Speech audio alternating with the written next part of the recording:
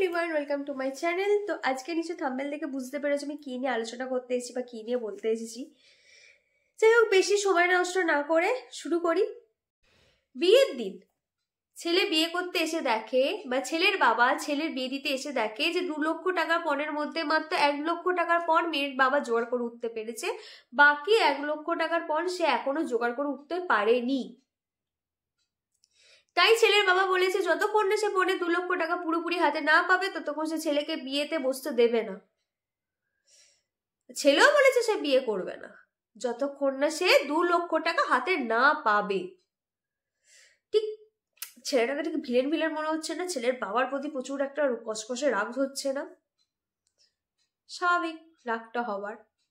আচ্ছা, কখনো কি ভিলেনের হয়ে একবার ভেবে দেখেছেন বা ভিলেনের দিকে একবার দাঁড়িয়ে দেখেছেন? একটু ভাবুন তো। এবার আসি মেয়েটার বাবা আর মেয়েটার দিকে।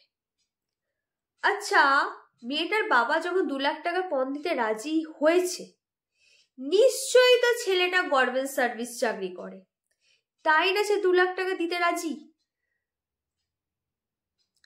আচ্ছা, একটু ভাবুন, ছেলেটা যখন গভর্নমেন্ট সার্ভিসের জন্য পরীক্ষা দিচ্ছে বা গভর্নমেন্ট সার্ভিসের জন্য তজ্জর করছে বা যখন ছেলেটা পড়াশোনা করছিল তখন মেয়েটা কি করছিল? মেয়েটা তখন কিচ্ছু করতো না, মেয়েটা তখন বেকার।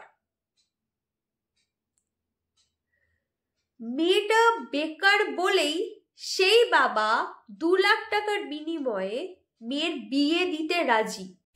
এই যে ছেলেটা এত কষ্ট করে এত মেহনত করে যে সরকারি চাকরিটা পেয়েছে, এই মেয়েটা বা মেয়েটার বাবা 2 লাখ টাকার বিনিময়ে ছেলেটাকে অর্থাৎ চাকরিকে উভয়কেই কিনতে চাইছে। আচ্ছা, একবারটি ভাবুন তো, যদি মেয়েটা এই চাকরিটা করতো বা ছেলেটা যদি বেকার হতো, এই মেয়েটা 2 লাখ টাকার বিনিময়ে ছেলেটাকে বিয়ে করতো?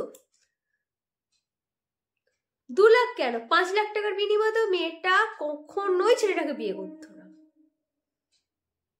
তাহলে তো আমি তো বলবো মেয়েটার বাবা 2 লাখ টাকার বিনিময় যে মেয়েটার বিয়ে দিচ্ছে সে তো অনেক ষষ্ঠের দিল।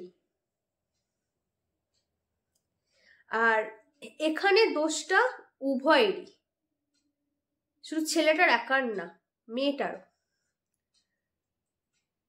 একবারটি প্রথমের দিকে যান, যখন বললাম যে বিয়ের 2 লাখ টাকা পণ না পেলে ছেলের বাবা ছেলেকে বিয়েতে দেবে না, তাহলে তো আমি তো বলবো এখানে তো ভুলটা তো ছেলেটার একার নয়, উভয়েরই।